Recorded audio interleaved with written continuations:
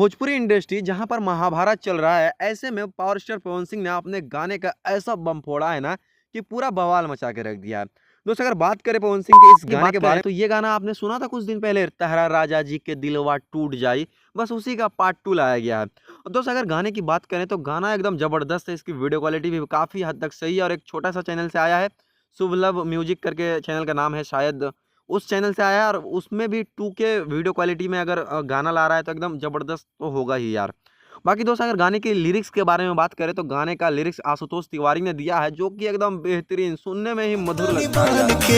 मन खुश कई दना अपना पवन के हो, अपना पवन के। दोस्त, गाने में अगर व्यूज की बात की जाए तो ये एक दिन में ही 1.6 मिलियन व्यूज गेन कर लिया है, जो कि अपने आप में एक बहुत बड़ा नंबर है।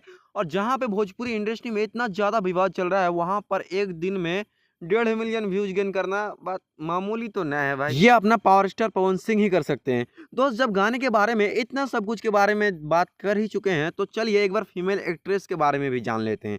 दोस्त, फीमेल एक्ट्रेस का नाम क्या है मैं भूल गया हूँ, लेकिन दोस्त इस फीमेल एक्ट्रेस की जगह क्वीन शालिनी का एक्टिंग का तड़का लगता, वो देखने में और भी जबरदस्त लगता। इस लड़की में भी टैलेंट है, हम नहीं बोल रहे हैं कि लड़की ने एक्टिंग जो किया है वो खराब है। इसका फेस एक्सपीरियंस से ही पता चलता है कि नहीं, लड़की में टैलेंट तो कूट कूट के भरा है।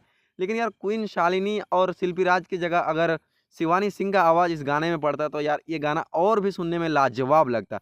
बाकी दोस्त, इस गाने के बारे में आपकी क्या राय है, आप हमें कमेंट सेक्शन में जरूर बताइएगा। मिलते हैं किसी इंटरेस्टिंग वीडियो के साथ, तब तक के लिए जय हिंद।